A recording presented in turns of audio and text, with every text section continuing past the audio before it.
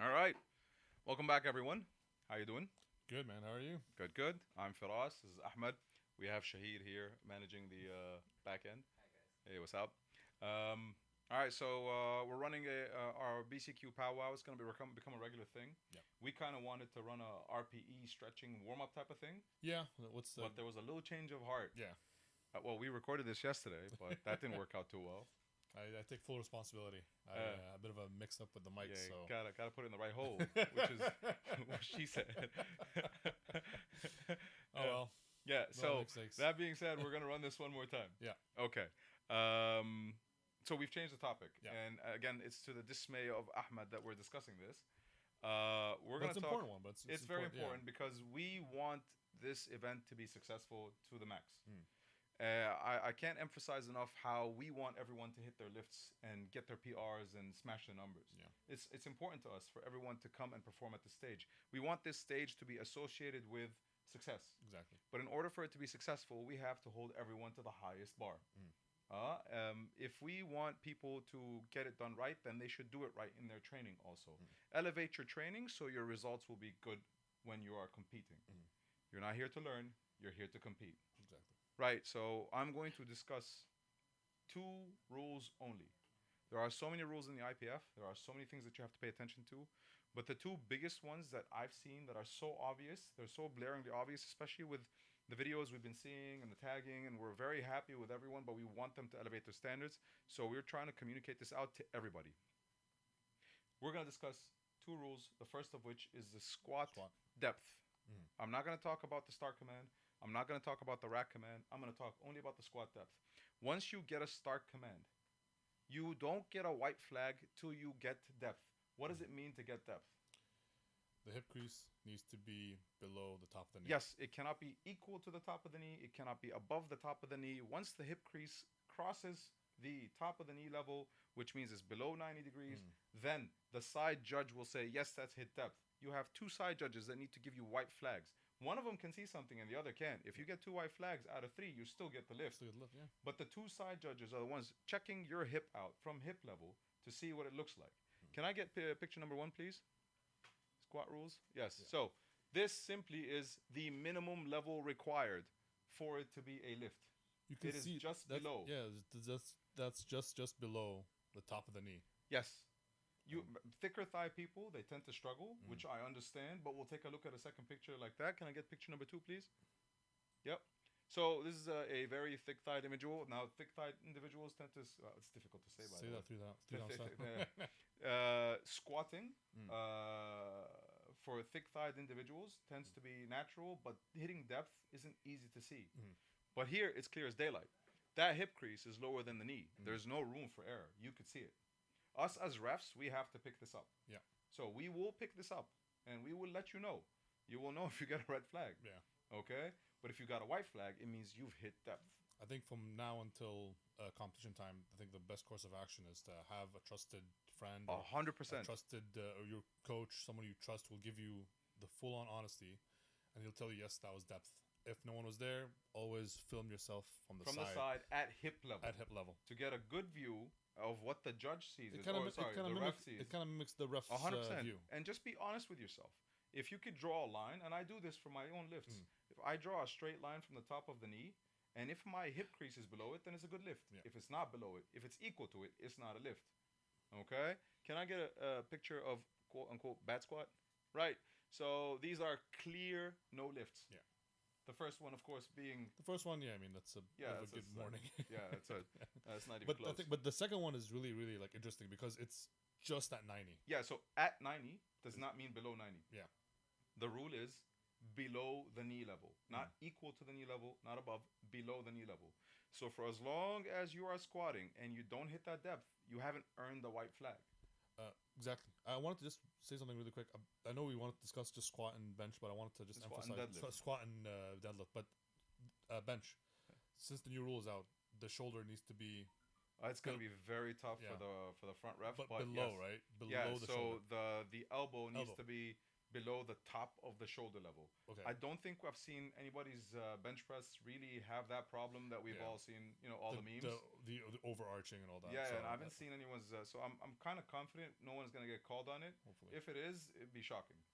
Yeah. Okay. But that being said, can we please go to the browser? I'm gonna discuss. I'm gonna discuss. I'm gonna discuss one very important factor. This rule applies to pros and amateurs, and I'm talking pros at the highest levels and amateurs at the newest levels. And when I say this, people get red flags in world competitions too. One of the best powerlifters of our time right now, who's still gaining numbers, is Jesus Oliveras, Mega Gojira. He's a super heavyweight who's incredible, just absolutely incredible. 400 plus squat, 400 plus deadlift, 260 plus bench press. His numbers are just absolutely astounding. Behemoth. In a tested meet. Wow. Yeah, and he's going to compete in Sheffield this year, which is top of the top, best of the best powerlifters by invitation. He may actually win it. But he only got called on a wild card because his performance in the last IPF competition was very strange. He'd hit his first squat and then got called red for two squats. And then hit his first deadlift and got called red for two deadlifts. So can we run the video, please?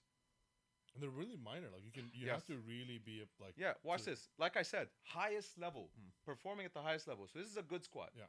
Clear. You see him cross depth. Pause, please. You missed it, but it's okay.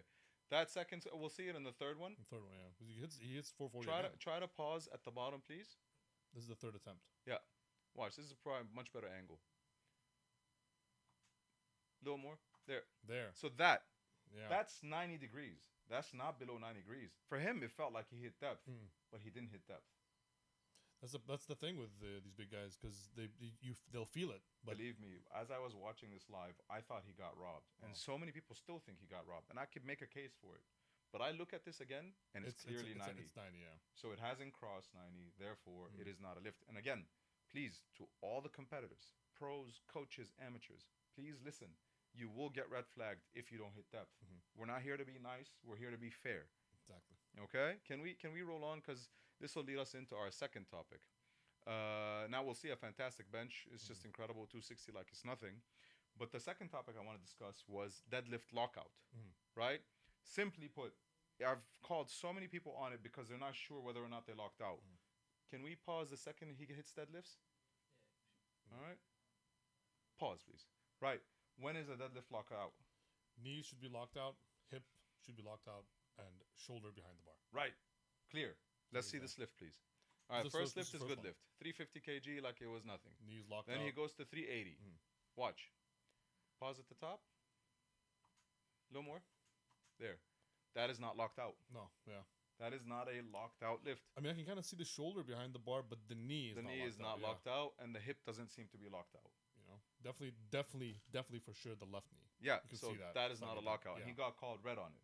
So I'm telling everyone, when we ref, this is the kind of standard we're looking at. Exactly. Amateur or pro, elevate your training. If you're not sure and if you don't have someone to check, please contact us. Send us videos. We'll look at it with you in private. It's not. We don't want to put people on blast. We want people to succeed. Exactly. Okay? Can I see the third one, please?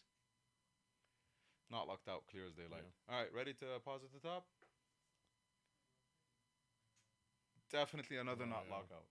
That bar is just sitting there. Pulling a meat too as well. Oh yeah, that chin with the looking chin down. down, Yeah, I don't know. You were looking at chicken. I don't know what you're looking at, but it wasn't fried chicken. It wasn't fried chicken. I'll tell you that. Yeah. Right. So looking at that deadlift, it's not locked out. And again, best in the world. Yeah.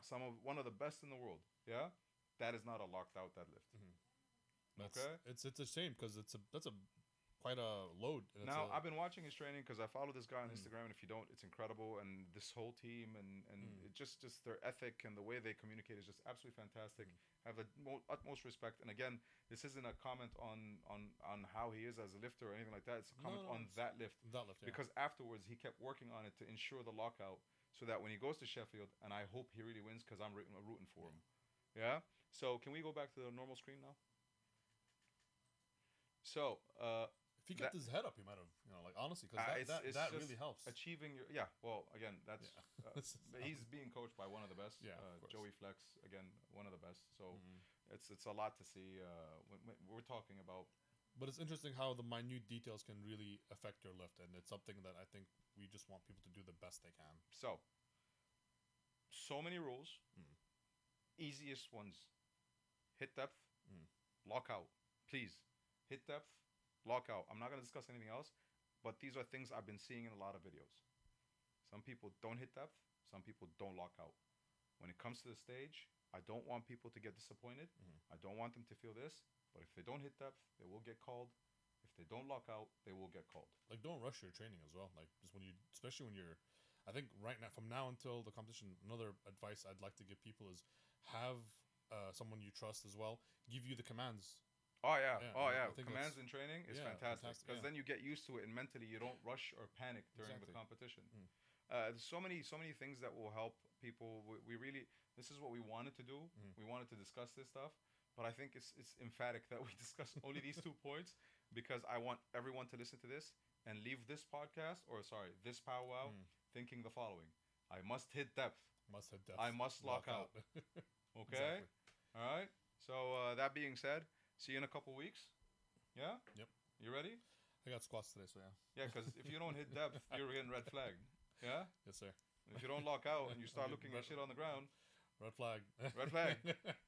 All right. All right. Yalla. Okay. Yalla. See ya. Take care.